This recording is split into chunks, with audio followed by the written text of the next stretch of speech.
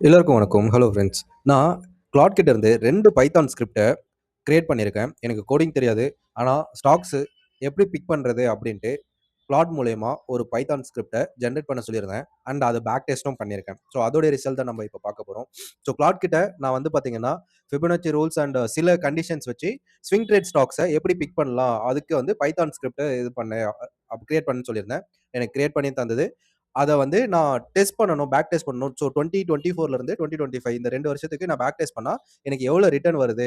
அப்டின்ட்டு கேட்டிருந்தேன்.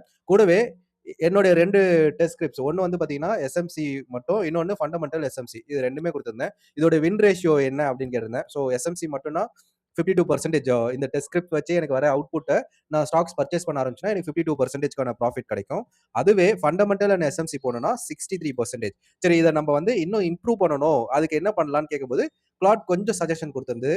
So stocks நம்ம இது பண்ணும்போது அந்த ஸ்கிரிப்ட்ஸ்ல வந்து இதெல்லாம் ஆட் பண்ணலாம். ஸோ 200 டே எஸ்எம்ஏ கான்ஃபிகரேஷன் அத ஆட் பண்ணலாம் அப்டின்ட்டு சஜஷன் குடுத்தது. பிளஸ் நிஃப்டி இண்டெக்ஸ் ஓடுது என்ன ட்ரெண்ட்ல இருக்கு? அதையும் நம்ம வந்து செக் பண்ணலாம் அப்டின்ட்டு சஜஷன் குடுத்திருந்தது. கூடவே ஆர்எஸ்ஐ உடைய இண்டிகேட்டர் வேல்யூ வந்து சேஞ்ச் பண்ண சொல்லுச்சு.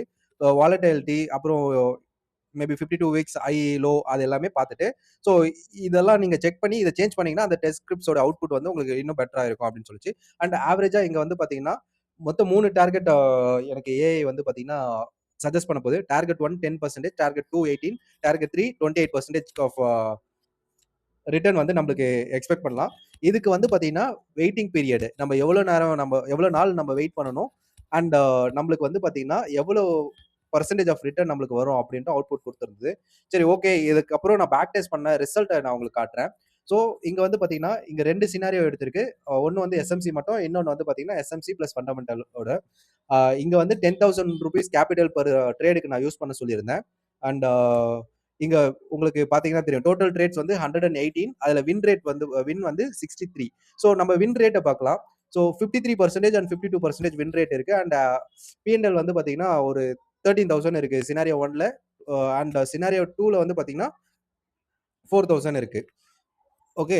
ஸோ இதே ஸ்கிரிப்ட்ஸ வந்து பார்த்தீங்கன்னா, 2025ல இது பண்ணதுக்கு எனக்கு 21,000 நெகட்டிவ்ல இருக்கு. அண்ட் 5,000 நெகட்டிவ்ல இருக்கு. சினாரியோ 1 அண்ட் 2க்கு.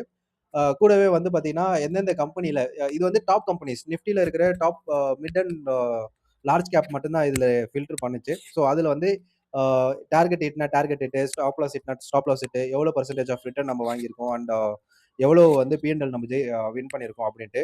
அண்ட் சினாரியோ 2 உடையதும் இங்க வந்து செக்ரேஷன் இருக்கு. ஓகே. ஸோ இப்போ வந்து பார்த்தீங்கன்னா, எல்லாருமே வந்து கிளாட் ஏஐ ஆர் ஏதோ ஒரு ஏஐல ஒரு ஏஐ சப்போர்ட் மூலியமா ஒரு பிளாட்ஃபார்ம் ஆர் ஏதோ ஒரு கனெக்டர் போல ட்ரை பண்றாங்க. To improve win ratio and also to reduce risk. இதுல வந்து மேஜர்லி நம்மளுடைய டைமும் நம்ம வந்து நிறையவே சேவ் பண்ணலாம்.